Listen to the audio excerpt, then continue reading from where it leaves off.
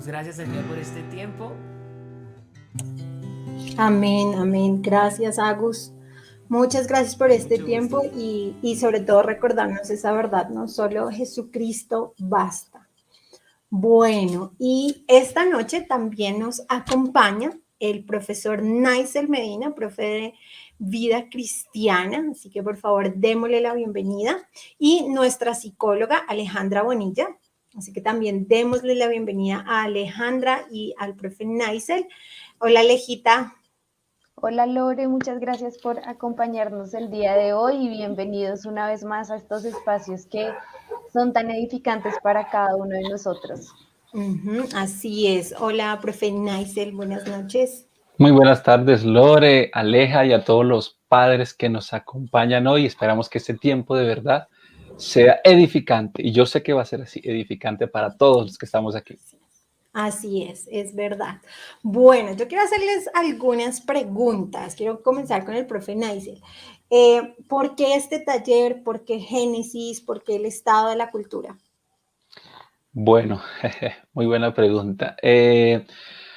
Yo creo, Lore, y todos los padres que están aquí, Aleja, que estamos en un tiempo muy especial en la historia, un tiempo crucial, no solo para la iglesia, sino también para la sociedad misma. Un tiempo donde nuestros niños están siendo atacados y bombardeados por muchas doctrinas, filosofías e ideologías, no solo inmorales, sino que van en contra del pensamiento de Dios, intentando desvirtuar el valor que tiene la Biblia en la historia y en la vida presente de cada ser humano. E incluso buscan, así como la serpiente, engañar el corazón no solo de nuestros niños, sino también de los padres, a nosotros mismos. Pero nosotros sabemos que todas estas ideologías y todos estos pensamientos tienen un padre, como dice nuestro pastor Edgardo, todas esas ideas tienen un padre, no son huérfanas. Y el padre de todas estas ideologías y pensamientos sabemos que es el padre de toda mentira, Satanás mismo.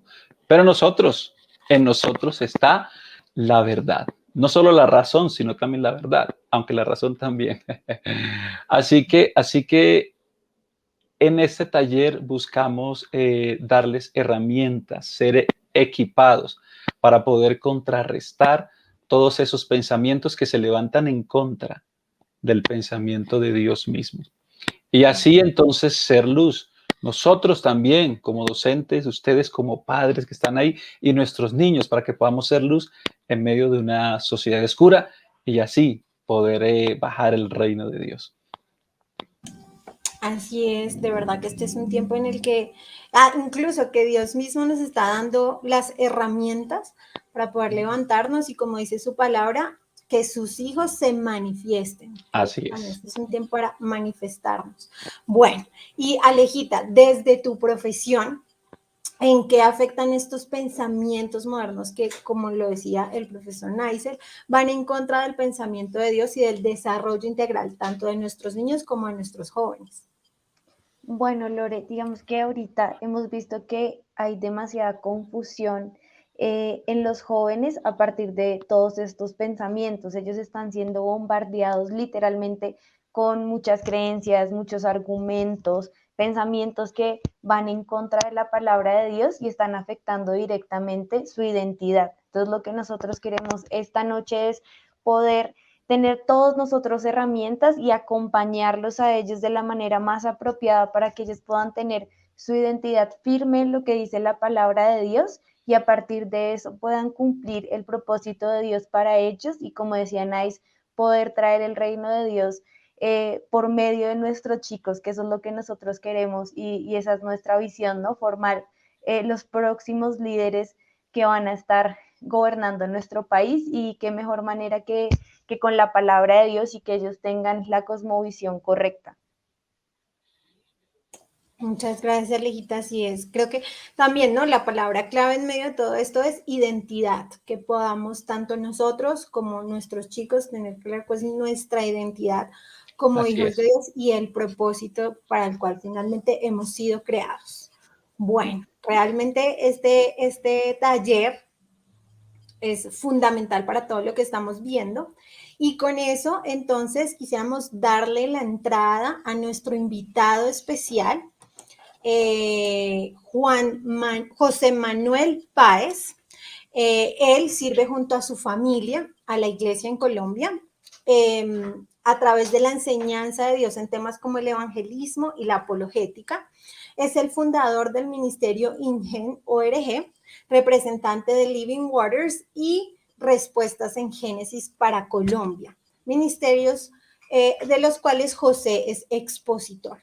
Está casado hace 11 años con Ángela Durán y tiene 2 hermosas hijas, Sofía, de 9 añitos, y Salomé, de 7 añitos. José es ingeniero electricista de la Universidad Nacional de Colombia, bachiller superior en teología y actualmente está cursando estudios de su maestría en divinidades en el Southern Baptist Theological Seminary. Así que con esta introducción le vamos a dar la bienvenida a José Manuel. Buenas noches. Buenas noches, es un gusto acompañarles, una bendición muy grande poder conocerles y servir a este colegio, a sus hijos. Pues entremos en materia, ¿cierto?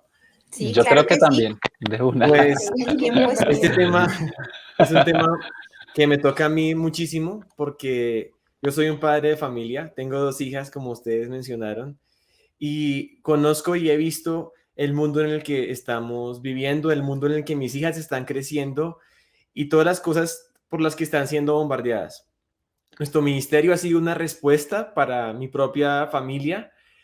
Se llama INGEN y representamos a Living Waters y Respuestas en Génesis y apoyamos a la iglesia para defender la autoridad de la palabra de Dios desde el primer versículo y predicar el evangelio de una manera efectiva y relevante en esta época.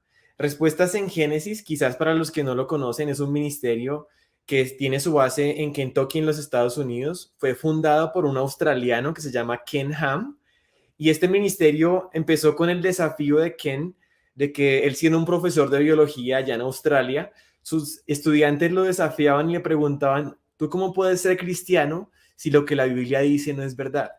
Y él decía: pero ustedes, ¿cómo se atreven a decir eso? ¿De dónde sacan esa idea? Y los muchachos apuntaban a los libros de texto y mostraban las enseñanzas de evolución millones de años como la razón por la que ellos creían que la Biblia había sido refutada. Esto el Señor lo utilizó para poner una carga en él, que el Señor hizo milagros impresionantes y este ministerio ha crecido de una forma que hoy en día tiene un museo de la creación en los Estados Unidos, el Creation Museum, que ustedes están invitados a visitar.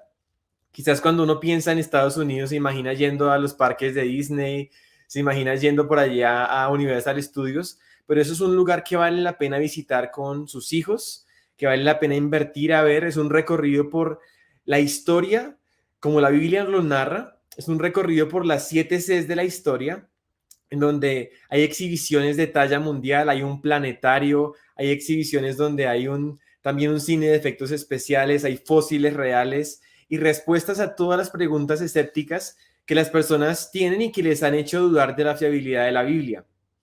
Un poco más al sur, hace unos años, por la providencia del Señor, se inauguró Ark Encounter, que es un parque temático en donde hay una réplica del Arca de Noé al tamaño descrito en la Biblia, y ahí hay unas exhibiciones donde se pueden ver recorrido de cómo era el mundo antes del diluvio, cómo pudo haber ocurrido el diluvio, cómo quedó el mundo después del diluvio, respuestas a cómo pudieron haber acomodado los animales en el arca, y todo un recorrido donde ustedes van a ver no solamente respuestas, sino también van a ver una presentación del evangelio. Y de eso se trata Respuestas en Génesis. Cuando uno llega a ese recorrido en el arca, en el segundo piso, uno ve la puerta del arca. Y esa puerta, cuando uno se toma una foto ahí, aparece revelada una cruz que es casi imperceptible cuando la vemos con los ojos, pero en el teléfono aparece resaltada. Y eso nos recuerda algo, y es que el sentido de todo esto, el sentido de nuestra batalla espiritual, de nuestro caminar por este mundo, es poder encontrar la vida, y la vida que se encuentra solamente en Cristo. El arca era un símbolo del juicio de Dios, pero también de la salvación, a través de la gracia, porque Noé halló gracia ante los ojos del Señor. Y el Señor proveyó un medio en ese momento para ser librado del juicio que llegó en ese tiempo. un arca que tenía una puerta, y los que entraron por esa puerta fueron salvos. Los que entraron por esa puerta fueron librados del juicio del Señor. Y hoy en día el Señor está extendiendo su misericordia y su gracia a través de una puerta. Jesús dijo: yo soy la puerta, al que por mí entrare será salvo. Así que este ministerio se trata no solamente de apologética. Si fuera así, yo no estaría no valdría la pena que estuvieran en esta charla, sino se trata del poder del evangelio y cómo la apologética nos sirve para predicar ese evangelio y para mostrarlo relevante y para guiar a nuestras familias, para guiar a las personas que conocemos a un entendimiento del evangelio de Jesucristo, que es lo que realmente puede transformar sus vidas. Teniendo en cuenta esto, este mundo en el que vivimos es un mundo en donde está a la orden del día el relativismo moral. Es decir, esa idea que ustedes seguramente han escuchado que dice que cada cabeza es un mundo, que no te metas con lo que yo pienso, quizás eso sea verdad para ti, pero no lo es para mí. No existen verdades absolutas. Esa es tu verdad y esta es la mía, así que no te metas. Esa es la filosofía que reina hoy en día. O, por ejemplo, este tipo de ideas sobre el aborto y el valor de la vida, en donde pues el aborto es un derecho de la mujer de decidir qué hacer con su cuerpo, o si sus padres no tienen cómo mantenerlo, pues mejor eliminar al bebé, o si viene con algún tipo de enfermedad, mejor matarlo, o si fue una violación, mejor matarlo. Una serie de ideas de esta época para, por ejemplo, acabar con los niños. O aquí tengo una imagen, esta la tomé con mi celular, ahí se ve mi hija de fondo, mis dos hijas de fondo, y dice: amor es amor, y esta la tomé en el mes de julio, que es un mes, junio y julio es el mes del orgullo gay. Y en el centro comercial muy cerca a mi casa aparecía esto. Y esto tiene un mensaje detrás, un mensaje de que no importa a quién ames. Se puede amar a otra persona, si eres hombre, amar a otro hombre y tener una relación con esta persona. De hecho, se pueden hacer homosexual según las ideas que escuchamos, o siempre lo has sentido y pues, ¿por qué debería estar mal si yo lo siento? Y además estoy orgulloso de ser gay. Yendo un poco más allá, esto también es del día a día. Yo veo algunas series de Netflix con mis hijas sobre, por ejemplo, de cocina, parecido como de hacer repostería y cosas así, concursos de esto, y ahí ya aparecen, por ejemplo, parejas homosexuales, como si eso fuera lo normal, y eso está en el pan de cada día. Casi que uno no puede ni siquiera, aún en los programas infantiles, evitar que nuestros hijos sean expuestos a esto. Yo cuando escribo, por ejemplo, la palabra familia en WhatsApp, en mi WhatsApp, me aparece un emoji que es de dos hombres con un hijo o con una hija. Eso es impresionante. Y aún mi hija pequeña también, ella usa Skype y ella escribe, por ejemplo, le aparecían los emojis y ella me identificaba y me decía: papá, mira, esto, es cierto que esto está mal. Y entonces me mostraba los muñequitos de dos hombres dándose un beso que aparecen en Skype. Esa es a lo que están expuestos nuestros hijos. Mi hija tiene 7 años, la que digo que dijo esto. O aún a la idea de que, bueno, está bien, casémonos, un hombre y una mujer, pero pues el divorcio siempre es la alternativa que está ahí. O, mejor dicho, otra opción, ni siquiera casémonos, tengamos promiscuidad, sexo prematrimonial, eso ya pasó de moda. O aún, pues más bien, ni siquiera tengamos hijos, sino adoptemos una mascota. Una serie de ideas que están en nuestro mundo y que realmente no proceden de Dios y que están condicionando nuestra cosmovisión, nuestra forma de entender el mundo y de vivir.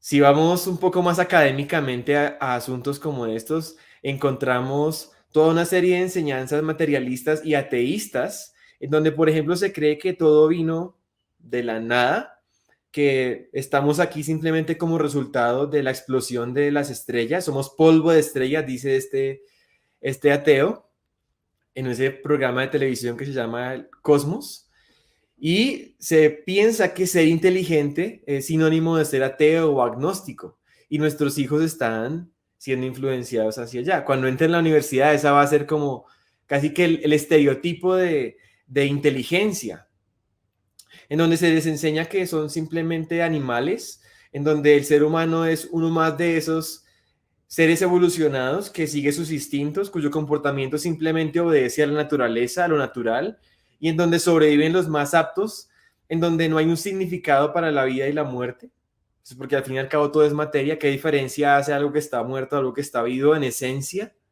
¿Qué propósito tiene todo si vino a existir por la casualidad? ¿Qué propósito tengo yo mismo? ¿Qué es el bien y el mal, por ejemplo? Si aquí todo es natural, ¿qué lo define? ¿Y qué destino tiene todo? Este es nuestro mundo y yo no estoy hablando de Estados Unidos, ni de Inglaterra, ni de Europa, estoy hablando de Colombia. Cuando me gradué de la universidad, ahí está la foto del día del grado y está atrás ese personaje. Ustedes de pronto saben de dónde me encuentro. Y realmente ese es el pan de cada día. El humanismo, por un lado, en donde el hombre nace bueno, la sociedad lo corrompe, necesitamos leyes, educación, psicología, instituciones, la buena voluntad humana y el mundo será un lugar mejor. O está la orden del día, el relativismo, o el ateísmo, o el libertinaje, o la inmoralidad, como algo normal. Y todas estas cosas quizás las vemos y estamos abrumados, pero quisiera que notáramos algo. Y es que todo esto solamente son los síntomas de un problema que está en el fondo del corazón humano. Quizás nos podemos llegar a distraer un poco con esos problemas sociales, pero el problema está en el fondo y la solución está en el fondo, no es superficial. Ahora, para empezar a entender esto, tenemos que ver que mientras el ser humano viva según su criterio, pues vamos a estar con el mundo como estamos ahora y en el mundo como estaba en la época de los jueces. Es decir, en esos días no había juez en Israel y cada uno hacía lo que bien le parecía. Y eso no podría haber una mejor descripción de cómo está nuestro mundo hoy. Y ante todos esos ataques, nuestros hijos están necesitando ayuda. Están necesitando ayuda y hemos visto ya cómo la historia ha venido mostrándonos, la historia moderna y reciente, cómo la incorporación de todas estas filosofías ha venido llevando a una decadencia del cristianismo, una decadencia también de la moralidad cristiana, que ya lo hemos visto en Europa cómo ha pasado, en donde las iglesias ya son museos, de ese lugar de donde venían los misioneros hacia América para predicar el evangelio, ahora ya no hay casi cristianos, en donde se habla de que en Estados Unidos, por ejemplo, la generación Z es la primera generación post-cristiana, en donde cada vez se es menos cristiano. Eso está pasando en todo el mundo occidental y por supuesto que está pasando también aquí en Colombia, en donde la educación está secularizada. Mi suegra, por ejemplo, ella tiene un colegio, mis suegros, y es un colegio cristiano y ellos están batallando porque muchos de los currículos que el gobierno les pone les obligan a enseñar, por ejemplo, unas cosas de educación sexual que son completamente anticristianas, de ideología de género, de métodos anticonceptivos y una serie de cosas. Y esa es una realidad a la que estamos expuestos. Y como iglesia, como padres cristianos, necesitamos ayudar a nuestros hijos para que ellos puedan creer y confiar en la autoridad de la Biblia, puedan tomarla como punto de partida y puedan creer. Y quizás hemos fallado en que no hemos dado las respuestas que ellos necesitan. Aquí tengo un amigo de mis hijas, se llama Lucas, y él es un aficionado a los dinosaurios. Es impresionante, yo tomé fotos en su habitación porque él tiene fotos de dinosaurio, tiene juguetes de dinosaurio, tiene disfraz de dinosaurio, camina como un raptor. Y digo, no puede ser que como cristianos quizás le digamos a nuestros hijos que, bueno, los dinosaurios pues evolucionaron y se extinguieron por el meteorito o evolucionaron en aves y acomodarnos a la misma teoría o a la misma versión de la historia ateísta y evolucionista. O no podríamos ser tan simples de simplemente decir, pues no existieron y no creas en ellos y olvídalo, sería un grave error. Entonces, ante esta realidad, que no hay que ir muy lejos para ver cosas como estas, que ustedes si han visto ese tipo de películas se han dado cuenta que ahí hay ciertas ideas, por ejemplo, la abuela de los Cruz es una señora que tiene la cola de un lagarto, o estos animales que son prehistóricos, cuando en la Biblia no hay lugar para la prehistoria, simplemente es la historia, que empieza en Génesis 1 y con la creación en los 6 días, o algunos programas de ciencia también que son muy buenos, porque mis hijas los ven, pero también hay ciertas componentes de contenido filosófico y ateísta y evolucionista que van condicionando su forma de pensar. Pero todo esto realmente es algo a lo que nuestros hijos están expuestos y que realmente, como dice Pablo en Efesios 4:14, es como si estuvieran siendo arrastrados y estuvieran siendo llevados por todo viento de doctrina. Imagínense un tornado de todo ese tipo de cosas y nuestros hijos, los niños que son fluctuantes, van a estar siendo arrasados a menos de que tengan un ancla que evite que se descarríen. Y a mí, como les decía, me impacta este tema porque pienso en qué clase de mundos quiero criar mis hijas. Y para empezar, quisiera empezar porque pudiéramos entender cuál es el problema. ¿En dónde empezó este problema? Y este problema no empezó en el siglo XXI, sino este problema empezó alrededor de 6.000 años atrás, en el jardín del Edén. Todo empieza porque Dios dice algo. Dios le dice al primer hombre Adán, obedéceme. Es decir, cuando le dice no comas del fruto de este árbol, el Señor le está diciendo a Adán, obedece mi palabra. Miren que en azul yo puse ahí diciendo, el Señor está diciendo de todo árbol del huerto podrás comer. Y dice, ciertamente morirás. Pero lo primero que ocurre ahí es que Satanás se acerca a la mujer y le dice, ¿con qué Dios os ha dicho? Es decir, lo primero que ocurre ahí es que es plantada la duda sobre la palabra de Dios. Lo que Dios dijo, se le planta la duda. En otras palabras, el primer ataque que vemos acá es contra la autoridad de la palabra de Dios. Es decir, en donde realmente lo que Dios dijo no se debe tomar en serio. De hecho, viene después de la duda la negación, porque dice la serpiente, no moriréis, cuando Dios había dicho, ciertamente moriréis. Sino que sabe Dios, como si Dios hubiera equivocado, hubiera querido decir otra cosa. Un proceso de reinterpretar la palabra de Dios a nuestro acomodo y finalmente de ponernos a nosotros en el lugar de Dios, porque le dice, si hacen esto, serán como Dios. Es decir, ahora tú puedes ser tu propio Dios. Tú puedes decidir el bien y el mal por ti mismo. Tú puedes ser sabio por tu propia cuenta, sin Dios. Puedes desarrollar tu propia cosmovisión, tu propia forma de vivir. Y eso es de lo que nos advierte el apóstol Pablo en 2 de Corintios 11:3, que de esa forma, él teme que de la misma forma que fue engañada Eva, con su astucia nuestros sentidos puedan ser extraviados de la sincera fidelidad a Cristo. ¿Y cómo fue este engaño? Empezando a ponernos a dudar de la palabra de Dios y luego a ponernos a nosotros en el lugar de Dios. Ese es el ataque en donde nosotros tenemos ahora la autoridad, ya no la palabra de Dios. Ese día empezó una guerra entre dos religiones. Ustedes dirán, pues existen muchísimas, cientos de religiones, pero déjenme decirles que solamente se pueden resumir en dos. O empiezas con la palabra del Dios verdadero, o empiezas con la palabra del hombre, cualquiera que sea su versión. No hay posiciones neutrales. O caminas en la luz o en las tinieblas, o recoges o desparramas, decía el Señor Jesús, o estás conmigo contra mí, dijo el Señor también, o edificas tu casa sobre la roca o sobre la arena, o vas por el camino ancho o por el camino angosto, pero no hay puntos intermedios, no hay posiciones neutrales, solo hay dos caminos. O empiezas con la palabra de Dios o con la palabra del hombre. Y ahora quisiera que pensáramos algo, y es que pensáramos qué es la palabra de Dios, o sea, qué es la Biblia. Y probablemente muchos de nosotros hemos visto a la Biblia como un libro de cosas, solamente cosas espirituales, como un manual para la vida, o de cosas morales, o de las relaciones. Pero, ¿saben qué? La Biblia es un libro de la historia, es un libro de historia, es de la revelación de Dios, de aquel que todo lo sabe, que nos dio a conocer los elementos de la historia que nosotros necesitamos conocer para entender el mundo, para tener un punto de partida correcto, para desarrollar una cosmovisión correcta de este mundo, o sea, la forma como entendemos el mundo, como lo interpretamos, y para que podamos saber realmente quiénes somos, realmente cuál es el problema de este mundo, cuál es nuestro problema y cuál es la solución.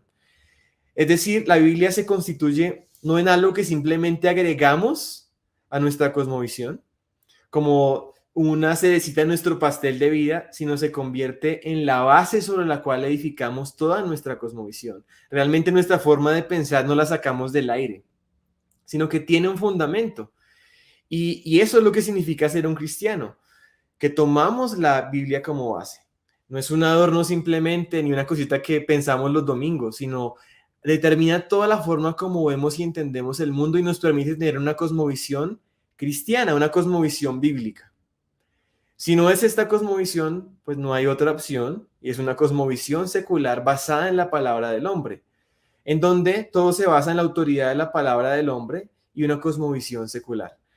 Ahora, quizás lo que está pasando en muchos de nuestros hogares es que nuestros hijos están siendo influenciados por las ideas de los hombres, es decir, están siendo enseñados en una cosmovisión secular basada en la palabra del hombre y nosotros queremos enseñarles las verdades del cristianismo, pero no se pueden sostener si el fundamento está incorrecto, simplemente se va a derrumbar toda la cosmovisión cristiana.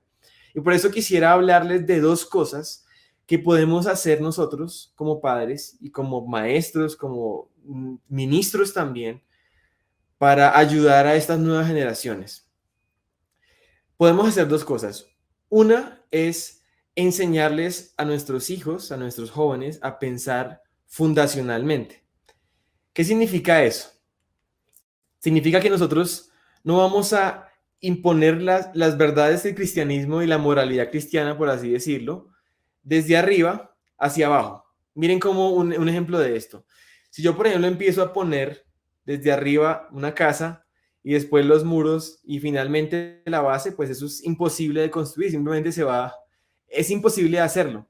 Y cuando intentamos poner el cristianismo desde arriba hacia abajo, pues prácticamente muchas veces nuestros hijos van a ver como que eso no tiene sentido, o sea, como que son simplemente normas y cosas anticuadas que les estamos diciendo. Pero miren la diferencia, si nosotros, por ejemplo, empezamos por el fundamento, el porqué de las cosas, entonces van a entender las verdades del cristianismo, las doctrinas de la fe, la moralidad cristiana desde el fundamento que tiene y entonces va a tener sentido. Así, por ejemplo, quisiera darles un ejemplo, uno pensando en la ropa, muchas veces cuando nuestros hijos llegan a cierta edad y ya quieren vestirse como ellos quieren, ¿no? Quizás más mostrones, empieza como una discusión de generaciones. Entonces dice el hijo, no, pero es que tú eres anticuado, eso es porque en tu época no se vestían así. Y entonces se vuelve como un debate de simplemente gustos personales o de generaciones. Pero si uno va a Génesis, por ejemplo, encuentra que hay una razón por la que usamos ropa. El pecado trajo como consecuencia una vergüenza de estar desnudos. Y además de eso, también el pecado tiene como consecuencia de que ahora un hombre no solamente está mirando a su esposa, sino también va a mirar a otras mujeres y va a codiciarlas. Entonces, no está bien que las mujeres o los hombres se vistan de cierta manera que sean piedra de tropiezo para otros. Y eso tiene una razón, una explicación desde su fundamento en Génesis. O, por ejemplo, si pensamos en otro ejemplo de cómo a veces enseñamos sin el fundamento, muchas veces enseñamos historias de la Biblia y a veces los mostramos a nuestros hijos como casi como si fueran cuentos de la Biblia. Y a veces las historias las enseñamos de manera aislada, de Jonás, de la alimentación de los 5,000, David y Goliat, del arca de Noé, los viajes de Pablo, de Navidad, una serie de historias que los niños de pronto no logran entender en un hilo de historia y en un orden cronológico y con una lógica que tiene la revelación del Señor. Y a veces pueden llegar a confundirse como si fueran historias parecidas a Caperucita y el Lobo, Hansel y Gretel o cosas como estas. Y más porque a veces enseñamos las historias de la Biblia como si fueran cuentos. Por ejemplo, esta típica imagen del arca de Noé y el diluvio realmente deja mucho que decir para un niño, no hay ninguna duda, pero para un niño que empieza ya a pensar de manera crítica, empieza a darse cuenta que aquí esto no puede ser. Y empieza a crearse una idea falsa en su mente de que, bueno, en la iglesia me enseñan historias bíblicas, pero en un colegio, en la universidad, en los programas de ciencia de la televisión, ahí sí me enseñan la historia real. Ahí sí me enseñan geología, astronomía, antropología, biología, y se empieza a crear una falsa división en la mente de nuestros hijos de que allá en las historias bíblicas y cuentos y por aquí está la historia real. Y eso es un grave error. Y por esa razón, aquí viene esta segunda cosa que podemos hacer y es ayudarles enseñando apologética. La apologética es la defensa de nuestra fe, presentando una razón, una defensa razonada de nuestra fe ante todo aquel que nos demande razón de la esperanza que hay en nosotros. Primera de Pedro 3:15. Y la apologética ayuda a que nosotros podamos dar respuestas a esas preguntas escépticas que hacen que ellos duden de la fiabilidad de la Biblia. Si logramos hacer que nuestros hijos vean que la Biblia es confiable, entonces van a poder estar firmes para creer el mensaje de la Biblia y además firmes contra los ataques del enemigo, contra las ideas falsas por las que están siendo impactados. Pero lamentablemente ante esos ataques que están dejando destruida la autoridad de la palabra de Dios, nosotros quizás lo que hemos hecho es decirles que simplemente crean en Jesús y que de alguna forma como que ignoren todas esas realidades bajo las que está siendo atacada la palabra de Dios. Pero al hacer esto estamos dejando que la palabra de Dios sea socavada. Y por eso nuestra idea y lo que voy a desarrollar de aquí en adelante en esta presentación es mostrarles algunas ideas prácticas de cómo podemos hacer esto. Enseñarles a pensar fundacionalmente y enseñarles apologética. Y eso es lo que hacemos en Respuestas en Génesis, equiparles para que ustedes puedan hacer esto. El Museo de la Creación y el Arca, por ejemplo, son un recorrido por las 7 Cs de la historia. Esas 7 Cs de la historia son un resumen de 7 eventos que están desde Génesis hasta Apocalipsis. Y quisiera que ustedes notaran que esos eventos, la creación, Génesis 1 y Génesis 2, la corrupción, Génesis 3, algo que pasa que cambia las cosas de un estado de una creación perfecta a una creación caída o corrupta. Luego vemos que avanza la raza humana y ocurre un evento catastrófico que habría cambiado la geología de la Tierra, que fue el diluvio global, catástrofe, Génesis 6, 7, 8 y 9. Y luego venimos a Génesis 10 y Génesis 11, donde vemos que algo sucede con esa gente que salió del arca y esas poblaciones que empezaron a no quererse dispersar, pero el Señor las dispersa, los confunde sus lenguas y los lleva dispersa por toda la tierra, confusión. Y eso da lugar a la formación de grupos de personas que se dispersan por todo el mundo. De estas personas hay una nación que el Señor elige, un hombre Abraham y una nación Israel y un pueblo al que habían hecho unas promesas y un hombre cuya simiente serían benditas todas las familias de la tierra. Y viene Cristo como un descendiente de Adán, como el Dios hecho hombre que se introduce en la creación, y Jesús vive una vida perfecta. Jesús muere en la cruz por nuestros pecados. Él resucita y se levanta al tercer día y estamos de este lado de la historia. Ahora estamos ante la expectativa de la consumación de todas las cosas. El advenimiento de un nuevo cielo, una nueva tierra. El juicio final, como ocurrió quizás en la época de Noé, un juicio, esperamos un segundo juicio y esperamos una condenación para aquellos impenitentes, un infierno, un cielo y una vida eterna. Son las 7 Cs de la historia, un pequeño resumen. Sin embargo, piensen algo. Hay ciertas cosas de esta historia real que ocurrió en esta tierra y en este universo, que son negadas según la cosmovisión secular.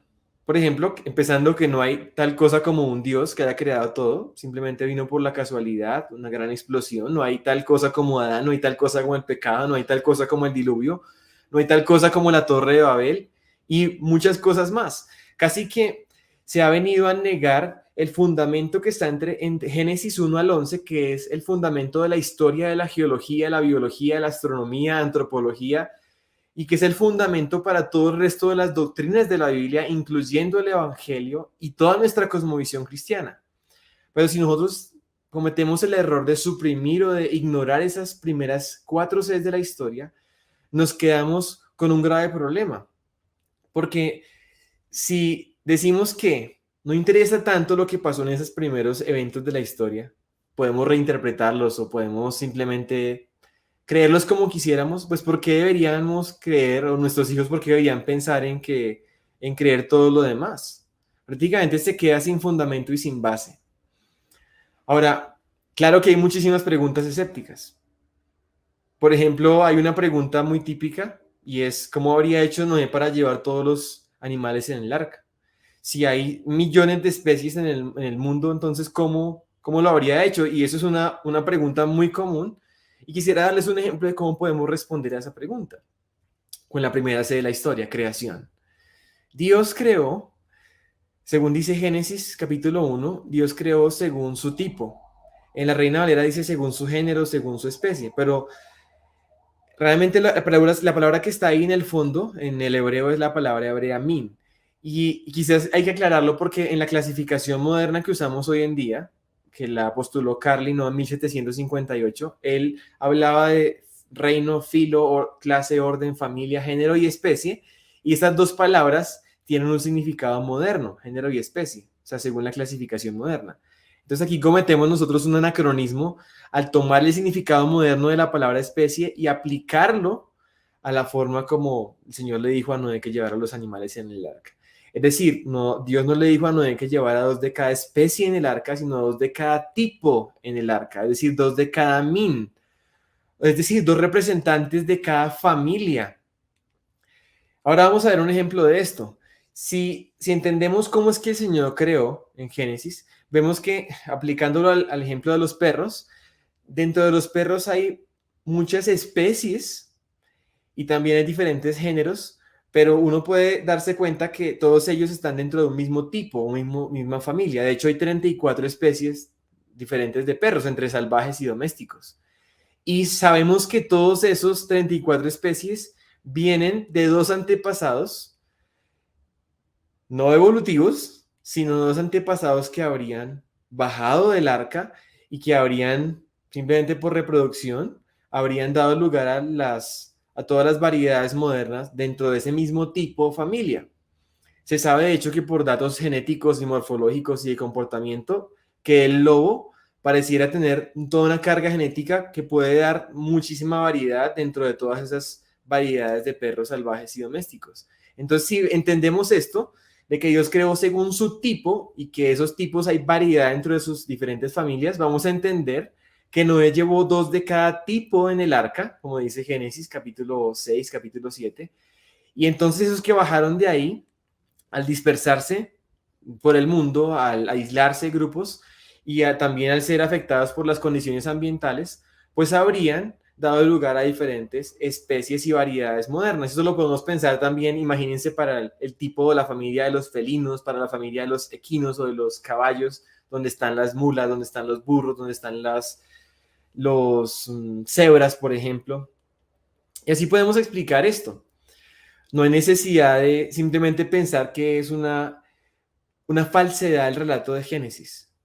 O pensando un poco más allá, podríamos pensar que el arca de hecho no era el arca de cuentos de hadas. Si vemos la descripción que hay en Génesis del arca, era un arca que habría lucido más bien como este barco, con tamaño real, con proporciones reales, de hecho con las proporciones que utilizan los barcos de carga modernos, 1 contra 6, y eso no es un barco de cuentos de hadas, con el tamaño para llevar lo que Dios dijo que habría que llevar. Entonces, la apologética nos ayuda a mostrar la congruencia y la veracidad histórica de lo que está diciendo la palabra de Dios. No hay incongruencias ahí.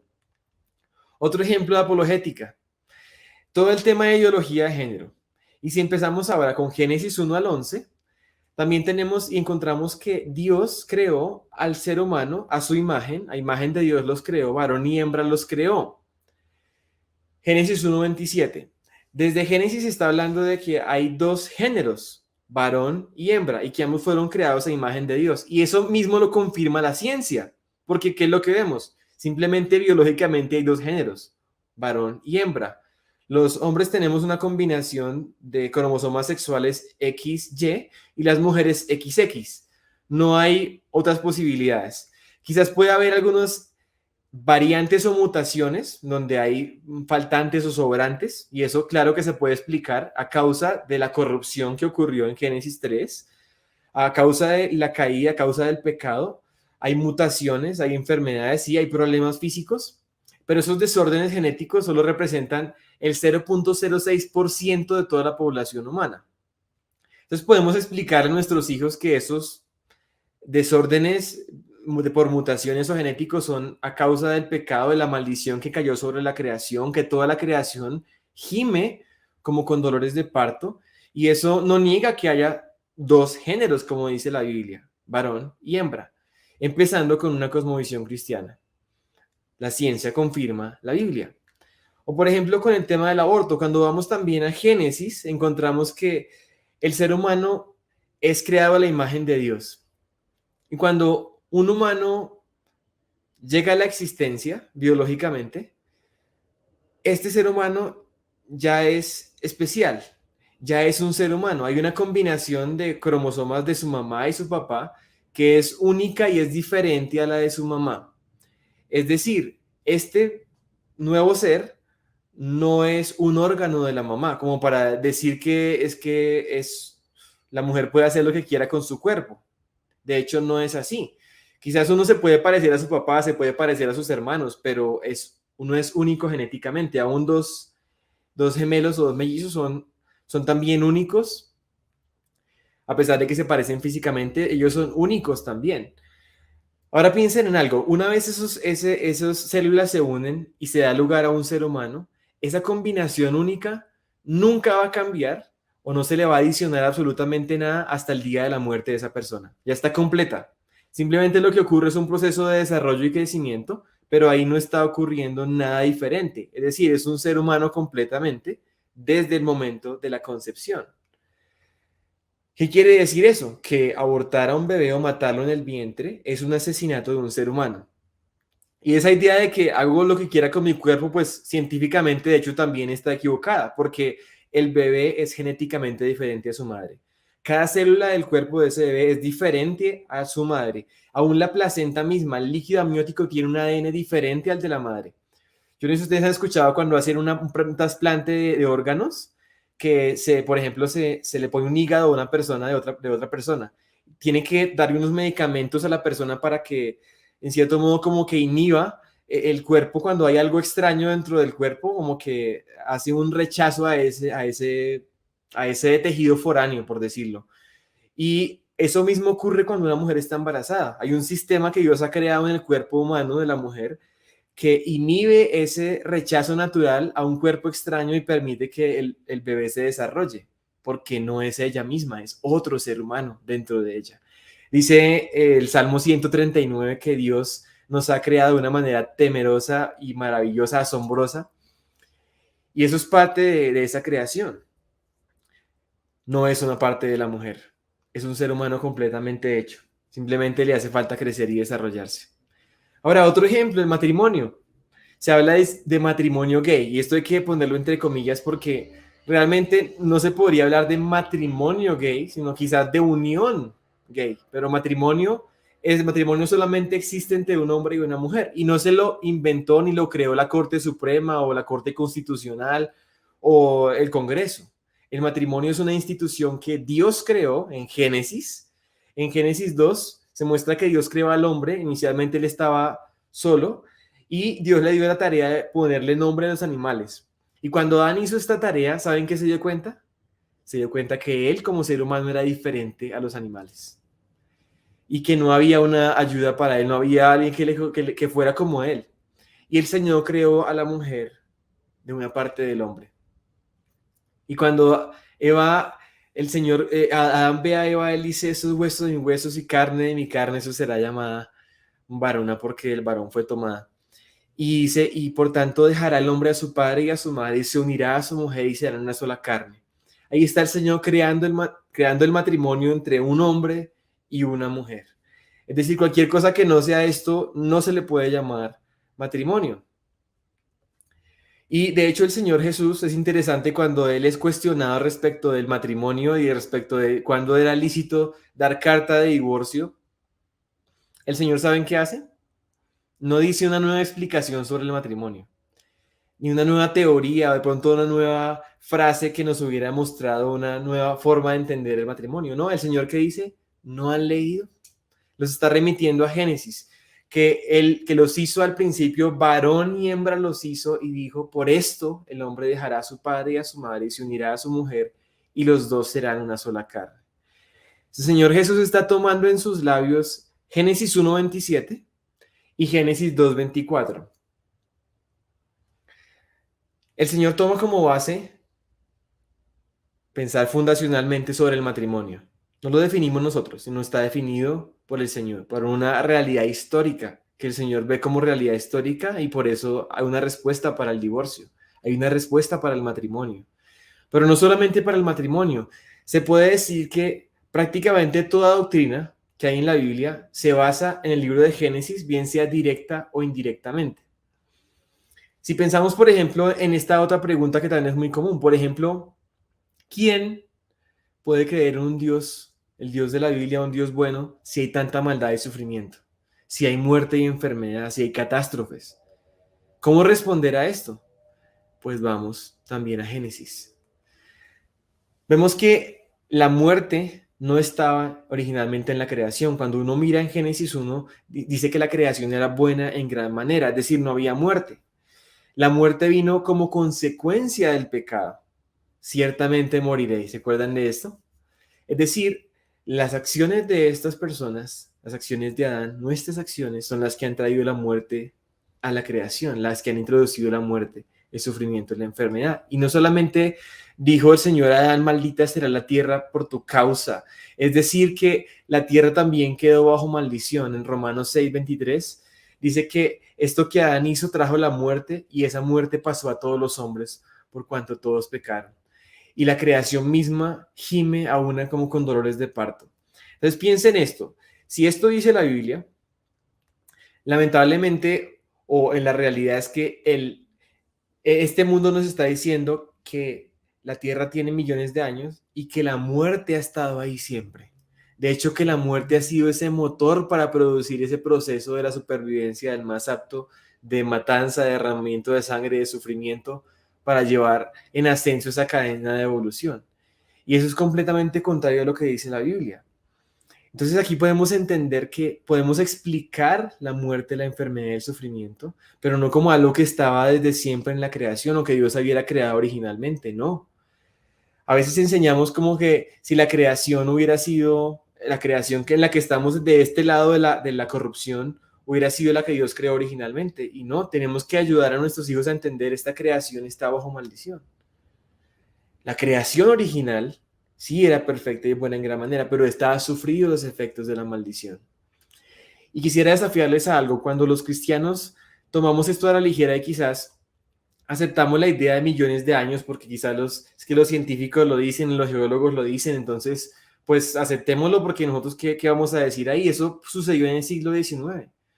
Cuando los cristianos aceptaron la idea de millones de años y empezaron a surgir teorías de cómo encajar los millones de años en Génesis 1, teoría de la brecha, teoría de día-era, teoría de creación progresiva, teoría de evolución teísta, empezaron a surgir una serie de ideas que realmente estaban socavando lo que estaba diciendo Génesis y metiendo muerte antes del pecado de Adán, metiendo muerte antes de la caída. Y eso tiene consecuencias importantes, no solamente a nivel de ciencia o de cómo entendemos la cronología de la historia, sino también tiene implicaciones a nivel del evangelio. Si en Génesis 1, por ejemplo, dice que los animales no se comían unos a otros, sino que comían frutos, los seres humanos, semillas, plantas, frutos de los árboles. Los animales no eran carnívoros. Eso a mí me sorprendió cuando lo vi en detalle. Los carnívoros esos comportamientos vinieron a darse fue después de la caída, después de la corrupción. Entonces, si vemos, por ejemplo, en el registro fósil, animales que se comen unos a otros en el registro fósil, como este diente de sable, tenemos que ubicarlo cronológicamente después de Adán, no miles de millones de años o millones de años antes de Adán en el registro fósil, no. El registro fósil entonces no es antes de Adán, sino después de Adán. Es hasta Génesis 9 cuando el Señor le permite a Noé y a sus descendientes comer de todo. Hasta antes no era permitido por el Señor comer carne o comer animales. Vemos en el registro fósil que hay espinos, por ejemplo. Quiere decir que esos espinos no son de antes del pecado, son de después del pecado, porque dice Génesis que a causa de la maldición por la desobediencia de Adán, los espinos y cardos se iban a producir. O si encontramos aún en el registro fósil a dinosaurios, fósiles de dinosaurios que están con evidencias de cáncer, de tumores, de artritis, eso no puede ser tampoco antes de Adán y antes de la corrupción. O sea, los dinosaurios cronológicamente no pueden estar allá antes, porque esas cosas, ese cáncer, ese tumor, esas artritis, esas condiciones fueron como consecuencia, fueron posteriores cronológicamente. O sea, cuando Dios dice que había creado todo muy bien, no es que había creado una cantidad de muerte y una cantidad de fósiles, una cantidad de carnívoros y de tumores y de cáncer, no. Tenemos aquí una perspectiva también para entender la cronología de las cosas y para explicar a nuestros hijos. Y estas consecuencias del pecado es interesante como en Génesis mismo se está apuntando a algo, y es que Adán y Eva se intentan vestir con túnicas de pieles. Ellos se sienten avergonzados por sus pecados, por su pecado, y se esconden de Dios. Pero Dios les viste de túnicas de pieles. Perdón, ellos se habían vestido con hojas de higuera. Yo me confundí ahí. Cuando ellos se habían vestido con hojas de higuera, pero el Señor no los deja vestidos así, los viste de túnicas de pieles. Y esa es una representación que hay en el Museo de la Creación, en donde el Señor está mostrando que el pecado se cubre no a la manera de ellos, ni se cubre con hojas, sino se cubre con una muerte sustituta, con el derramamiento de sangre. Eso mismo lo confirma, era como una idea, antes de que se establecieran sacrificios, ya había una idea de que el pecado se cubría con sacrificios. Abel ofreció sacrificios, Noé ofreció sacrificios, Abraham antes de que existiera la ley de sacrificios, porque sabían que así se cubría el pecado y que la vida de la sangre estaba en la carne. Pero también empezamos a darnos cuenta de que la sangre de los toros y de los machos cabríos no podía quitar el pecado. Y por eso era necesario que un hombre, no un animal, sino un hombre derramara su sangre. Pero ningún hombre podía hacerlo porque todos habían pecado. Entonces Dios se introduce en la creación, el postrer Adán, Cristo, y viene a ser el Cordero de Dios que quita el pecado del mundo. Eso es importante porque si es que permitimos que hubiera muerte antes del pecado y hubiera millones de años antes de Adán, de fósiles, de lucha, de matanza, de enfermedades y todo esto y de muerte, entonces la muerte no es consecuencia del pecado. Y entonces la muerte sacrificial de Jesucristo quedaría sin ningún efecto, ni ningún significado. ¿Qué habría hecho de diferente si la muerte siempre existió? Si la muerte no es consecuencia del pecado. Esto tiene que ver con el Evangelio. Tiene que ver con nuestro entendimiento del Evangelio mismo, de la obra de Cristo, de las implicaciones de su sacrificio perfecto por nosotros. Y ahora pensemos en algo. Si ya que hablamos del registro fósil, vamos a hacer otro paso en apologética. Ya que hay tantos fósiles en toda la Tierra, hay miles de millones de fósiles por toda la Tierra, ustedes pueden pensar o pueden imaginarse algún evento en la historia y que la Biblia narre que pueda dar explicación de eso que ocurrió para que tantos fósiles quedaran depositados en capas sedimentarias de roca por toda la Tierra. Pues la tercera C de la historia, catástrofe. Hay miles de millones de cosas muertas enterradas en capas sedimentarias de roca sentadas por agua por toda la Tierra. Y el registro fósil nos muestra más bien que estos fósiles fueron enterrados hace miles de años, en el momento del diluvio, la mayoría de registro fósil. Y que tenemos una explicación diferente a millones de años para la geología de la Tierra. O, por ejemplo, pensemos un poco más acá.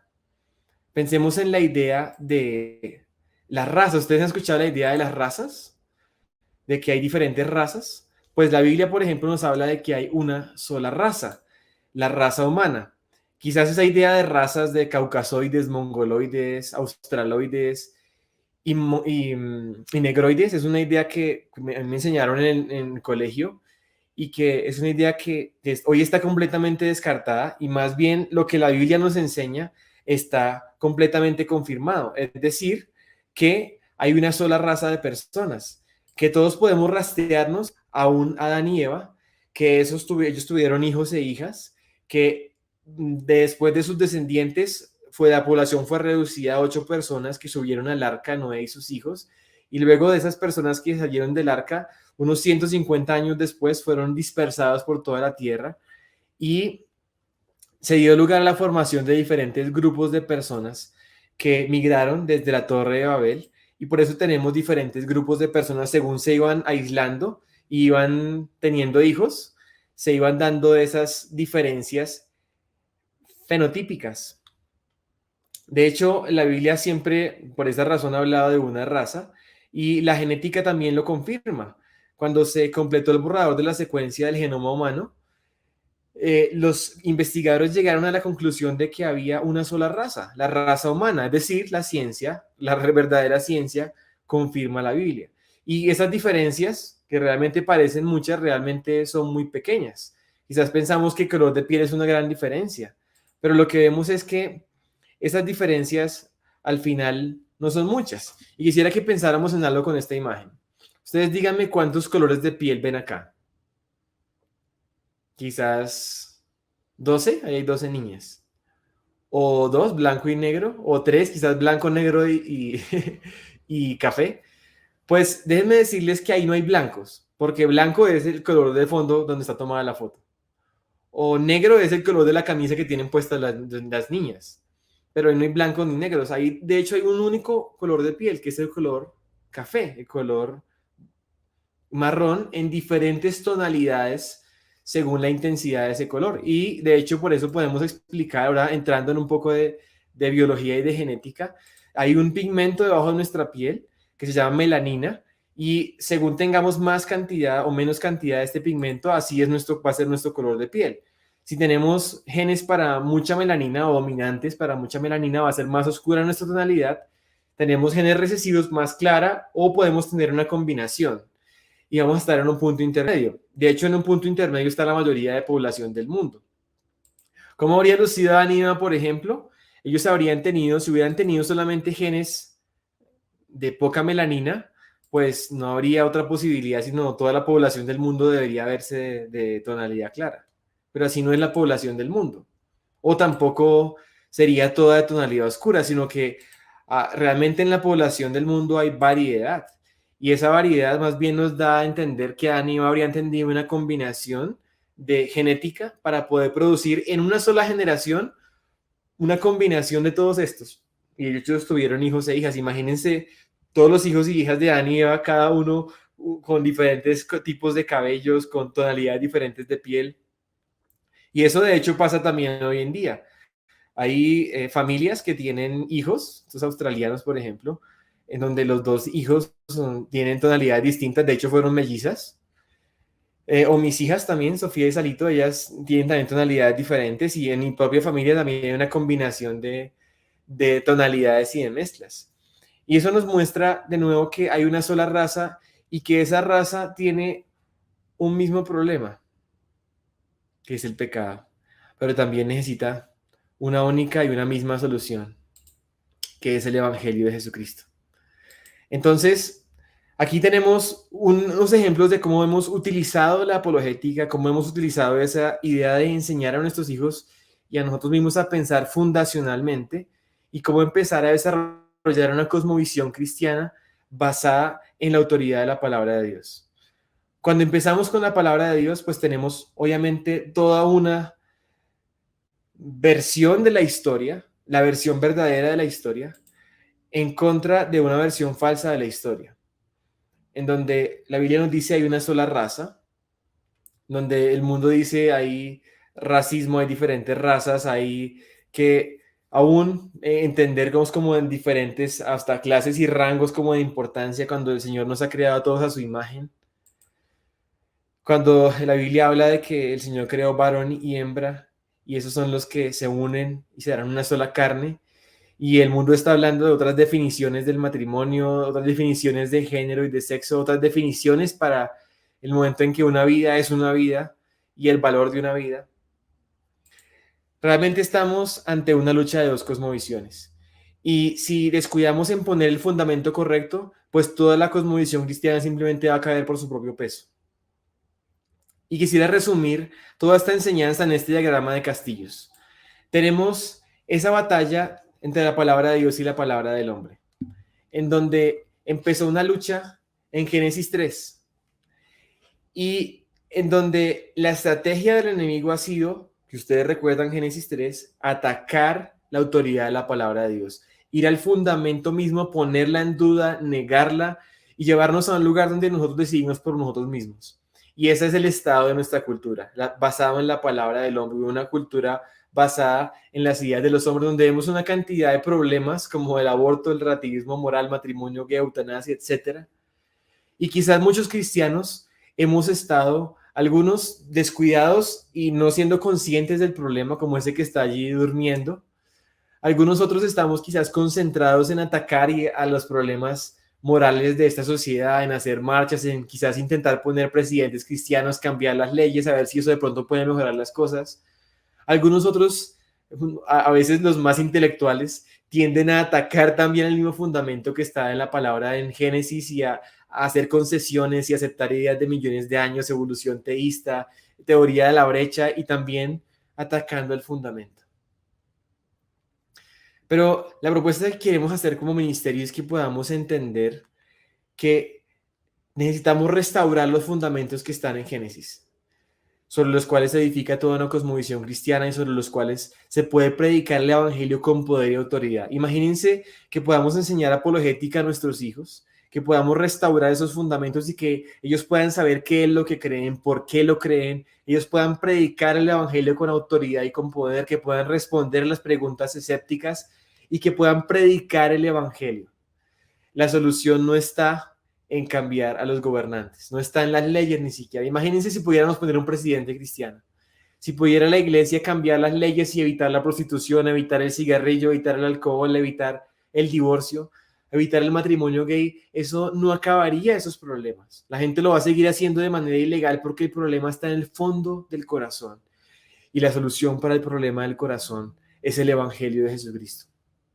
Entonces todo eso se trata de poder nosotros pararnos sobre la autoridad de la palabra de Dios, restaurar esos fundamentos y poder predicar el evangelio con autoridad, con poder, porque ese evangelio tiene el poder de Dios para salvación y para transformar las vidas. El mundo no va a ir en ascenso en que la iglesia va a ir llenando el mundo y va a ir cambiando la sociedad, sino el mundo va a ir en descenso y la iglesia tiene que seguir proclamando este mensaje hasta que nuestro Rey eterno y grandioso regrese.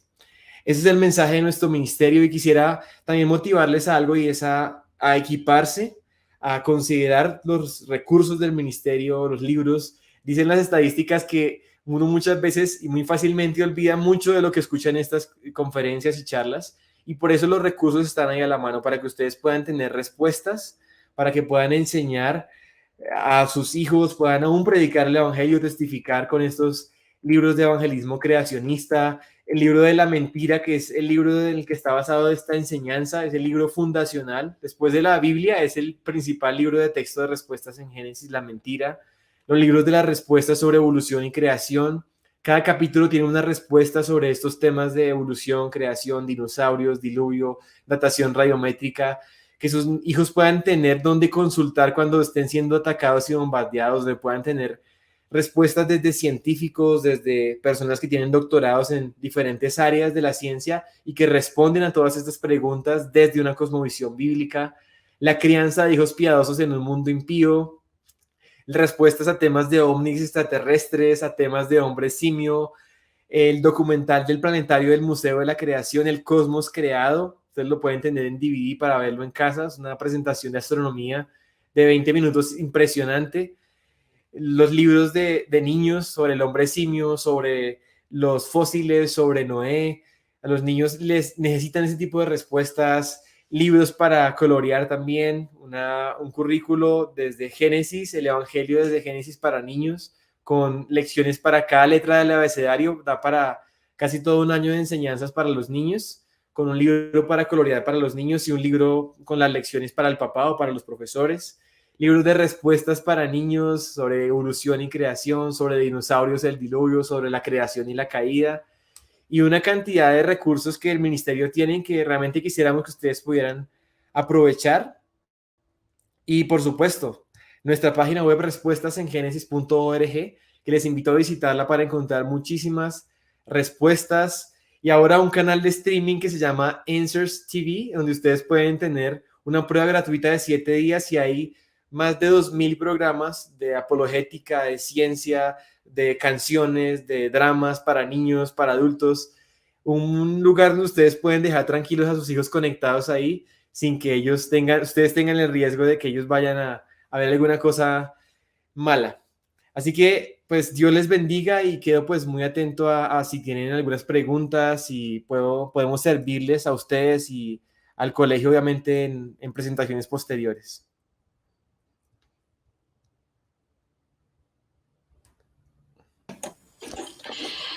Wow, José Manuel, de verdad, muchísimas gracias. Creo que empezando por nosotros los profes, o sea, esta es una charla que todos necesitamos conocer, que todos aquellos que somos hijos de Dios necesitamos entender y sobre todo creo que nos vamos a ir con lo fundamental y es que la base siempre es Génesis y cómo seguimos siendo llamados a ir más profundo en el estudio de la palabra de Dios y cómo también de verdad la Biblia es verdad, ¿no? Que creo que es otra de las verdades con las que hoy nosotros nos vamos.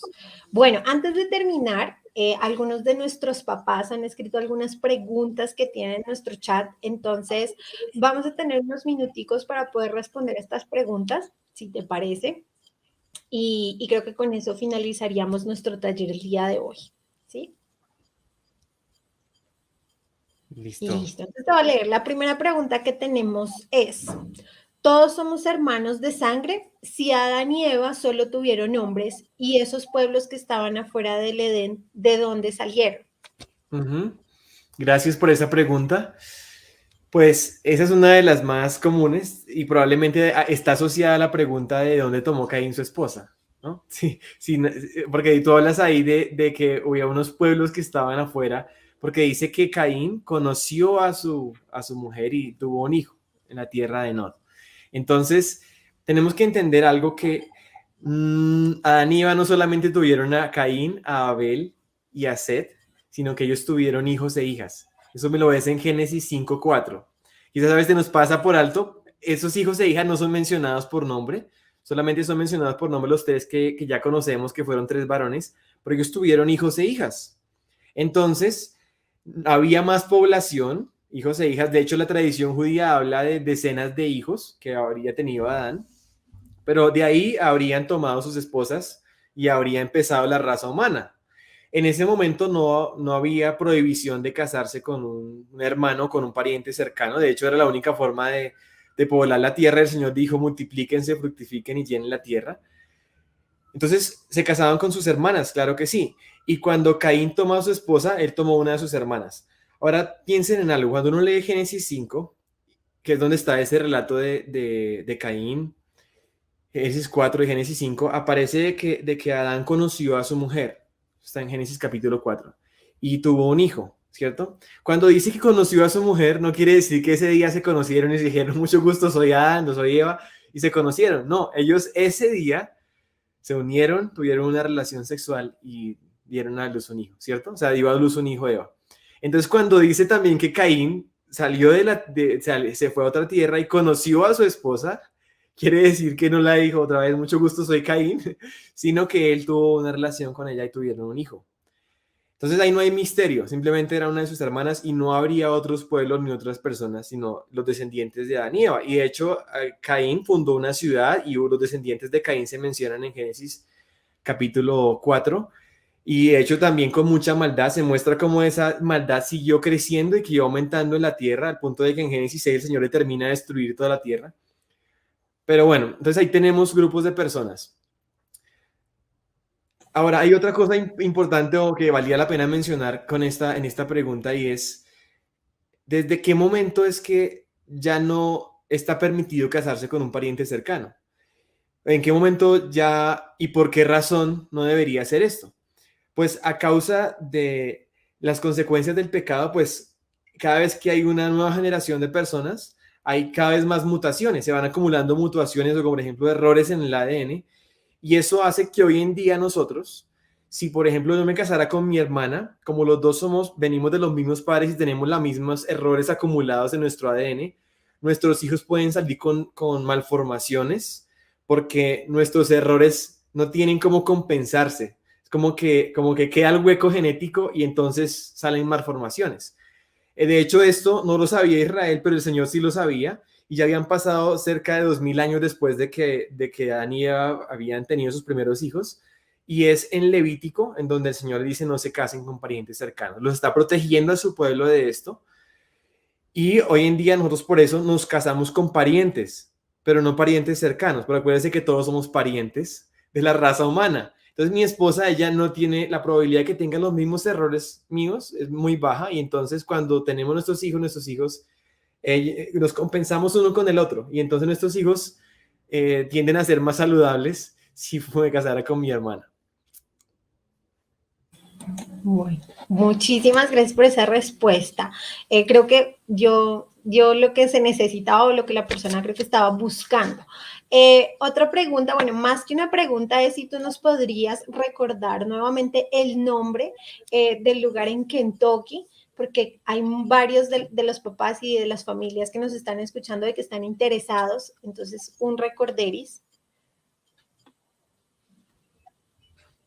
Sí, ustedes pueden buscar en Search in Genesis y les va a aparecer Museo de la Creación y el Ark Encounter. Entonces, en español es Museo de la Creación, aunque en inglés sería Creation Museum, Museo de la Creación, y Ark Encounter es Encuentro con el Arca. Entonces, son los dos museos de respuestas en Génesis. Y estos ustedes los pueden visitar ahí en Kentucky. Está casi en el área metropolitana de Cincinnati, o sea, es al norte de Kentucky. Y bueno, la verdad que vale la pena. Museo de la Creación y Encuentro con el Arca. Perdón, no sé, creo que en un taller que hicimos con los chicos, tú nos recordabas, hay una fecha específica para todos los latinos, ¿cierto? Sí, el Día Latino es un día en el año, o mejor dicho, 2 días en el año, uno en el museo, otro en el Arca, donde se hace un recibimiento especial a los latinos. De hecho, fue el pasado 16 y 17 de octubre, creo que fue un sábado y un domingo, o sea, hace 8 días fue. Entonces, el del otro año todavía no está definida la fecha, pero más o menos es en esa fecha, como a finales de septiembre, inicios de octubre. Cuando tengamos la fecha, ustedes lo van a saber. Vamos a informarlo a través de nuestras redes sociales, ustedes van a enterarse por ahí.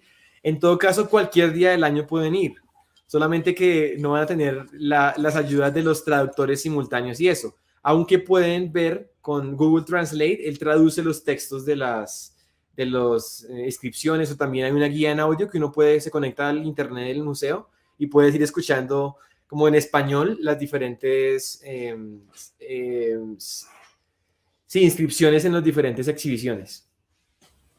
Buenísimo, buenísimo. Ok, listo. Bueno, tenemos otra pregunta y dice, ¿por qué la Biblia habla de Leviatán y otras criaturas mitológicas? Gracias por esa pregunta. Pues ahí hay una suposición errada en la pregunta, y es que esas son criaturas mitológicas. Porque cuando tú miras el contexto en donde está descrito al Leviatán y otro que es Behemoth, por ejemplo, eso está en Job capítulo 40, en el contexto de ese libro, a pesar de que es un libro en género de poesía, o sapiensal, en el contexto en que está ocurriendo esto, el Señor se revela a Job, y entonces el Señor, como Job se cree tan sabio, y los amigos también, es como, así como la historia de todo el libro, ellos están disertando, intentando defender a Dios unos, y el otro intentando culpar a Dios, o como casi culpando a Dios de lo que le está pasando. Y el Señor se revela a ellos y le dice, bueno, tú que sabes tanto, entonces a ver, respóndeme, o sea, como que ponte los pantalones, ajustate los cinturones que te voy a preguntar unas cosas. Y le dice, ¿tú dónde estabas cuando yo fundé la tierra, cuando puse sus cimientos, cuando creé el universo? Y empieza a describirle ciertas cosas de la creación, y él luego hace un recorrido por algunos animales que el Señor ha creado y cómo hay ciertos detalles impresionantes en esos animales que Job conoce y que le está diciendo, mira esta, mira la cabra, mira al ciervo como da a luz, mira al burro salvaje. Y ustedes tienen que leerlo, ¿no? Y él está describiendo animales y le está mostrando a Job su sabiduría y su conocimiento que se ve reflejado en la creación. Y dentro de esa lista de esos animales, ¿saben cuáles aparecen? Uno que es Behemoth. Y le dice, mira Behemoth, que come hierba como un buey. Y la descripción que hace de ese animal lo está describiendo tal cual como está describiendo los anteriores, pero de una manera especial porque es significativamente muy grande. Dice que tiene la cola como un cedro, que sus patas son como varas de hierro, que puede atravesar el río Jordán y no lo inmuta, que ni un hombre podría atravesarlo con una espada. Y cuando uno mira la descripción de este animal, pareciera ser un dinosaurio de los más grandes, probablemente un saurópodo o un brachiosaurio. Lean el Job capítulo 40. Si tú te quitas esa idea de mitología y lo lees en el contexto, Dios está mostrándole a Job, mira esto. Y de hecho, desde una cosmovisión bíblica, nosotros no creemos que los dinosaurios hayan vivido en una era prehistórica, sino ellos vivieron en la historia, fueron creados por Dios, y Job habría visto algunos de estos animales, porque ahí los está describiendo la Biblia.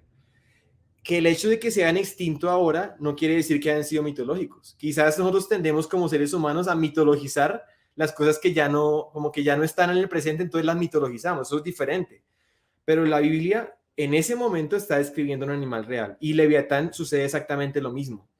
A pesar de que en otros pasajes, por ejemplo, de profecía, en género profético, se habla, por ejemplo, de Leviatán como si fuera como una especie de demonio o de cosa como espiritual, simplemente está utilizando precisamente el género literario y utilizando elementos reales y físicos para ilustrar verdades espirituales, ¿cierto? Por ejemplo, la serpiente. Si uno habla de la serpiente, no todas las serpientes son Satanás, ¿sí? O sea, pero la serpiente de Génesis capítulo 3, Satanás tomó una serpiente y le habló a Eva, ¿cierto? Y después en el Apocalipsis se habla también de un dragón y una serpiente, pero no es que todas las serpientes sean Satanás o sean diabólicas, ¿sí? Entonces Leviatán es un caso parecido. Leviatán es un animal, y lean la descripción en el mismo contexto. Después de que describa Behemoth, entonces va con Leviatán. Y entonces dice, bueno, tú mira este animal que es indomable, porque él dice que ni siquiera lo pueden coger como con un anzuelo, lo pueden pescar, lo pueden atravesar con lanzas porque tiene como una coraza atrás. Y la descripción que da es como si fuera un animal marino. Es posible que fuera como del estilo de un cronosaurio, o sea, como un reptil marino gigante. Y aunque, por ejemplo, habla de que es como si escupiera lumbre o como si escupiera fuego.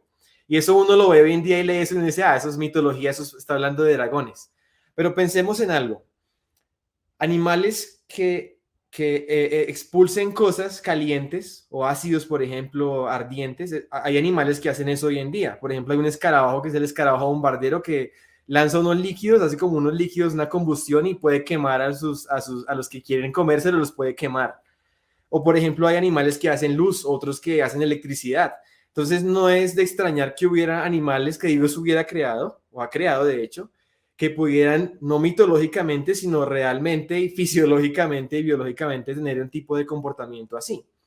De hecho, la Biblia utiliza una palabra, que es la palabra en hebreo, la palabra tanín, cuando se refiere a un tipo de reptiles grandes, o a tipos de reptiles, pueden ser voladores o pueden ser del mar o terrestres, que la traducción griega traduce como dragón o dracón. Y esos animales, por lo que parece en los registros históricos, no eran animales mitológicos, ni el tanín ni tampoco el dragón, sino eran animales reales de los cuales hay descripciones por los historiadores, de los cuales también hay pictografías, de los cuales hay hasta pinturas en las cuevas. Hay una charla completa de este tema sobre dinosaurios y dragones, pero básicamente nosotros creemos que cuando se habla de estos Leviatán y Behemoth no se está refiriendo a mitología, y más bien podemos encontrar referencias a estos animales que Dios creó en la historia, y podemos explicar tanto su fosilización por el diluvio como también su extinción a causa de la caída, por la misma razón que se extinguen todos los otros animales. De hecho, hoy en día se extinguen muchísimos animales. Quizás ya los seres humanos nos dimos cuenta de que si no paramos de destruir los hábitats o de cazarlos, pues no van a sobrevivir. Y hoy en día hay programas de protección, ecología y toda la cosa, ¿no? Pero eso no existía antes, ¿no? Entonces, sabemos que se han extinto recientemente muchos animales y en la época pasada, pues también muchos otros. Wow, de verdad, como en serio todo esto nos quita un velo, ¿cierto? Respecto a cómo acercarnos a la palabra, pero también cada día, como todo lo que tú decías, ¿no? La ciencia y el estudio y la historia ratifican las verdades escritas en la Biblia. Bueno, queríamos resaltar esas dos preguntas. Varios nos han preguntado dónde pueden encontrar, por ejemplo, el material que tú nos mencionabas anteriormente. Entonces, para hacerles también un recorderis, ¿dónde podemos encontrar todo este material, tanto para papás como para profesores, como para los niños, para seguir ahondando en todo esto que tú nos has estado contando esta noche? Sí, en Colombia pueden encontrarlos en INGEN.org. De pronto yo estoy mostrando en mi pantalla, ahí está, INGEN.org.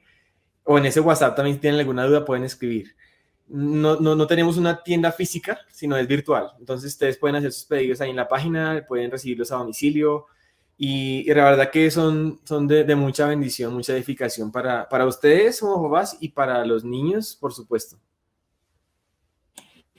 Bueno, José, muchísimas gracias.